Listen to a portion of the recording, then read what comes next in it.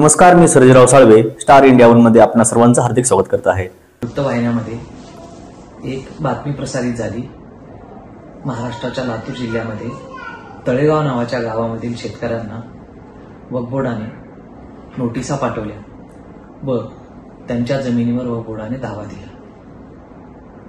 सदर बातमीची दखल घेत मी समीर काझी, अध्यक्ष महाराष्ट्र राज्य वक्फ मंडळ या नात्याने वक्फ मंडळाच्या संबंधित अधिकाऱ्यांकडून माहिती मागवली असता असे कळाले की सदर बाबीमध्ये एका बाबू नावाच्या व्यक्तीने त्या जमिनीच्या बाबतीत ट्रिब्युनल कोर्टामध्ये दावा दिलेला असून ट्रिब्युनल कोर्टाने संबंधित शेतकऱ्यांना नोटिसा पाठवलेल्या आहेत। याद्वारे मी सांगू इच्छितो की वक्फ बोर्डाने कोणत्याही शेतकऱ्यांना अथवा लातूर जिल्ह्यामधील कुठल्याही गावामध्ये जमिनीवर दावा देत नोटिसा पाठवलेल्या नाहीत। धन्यवाद।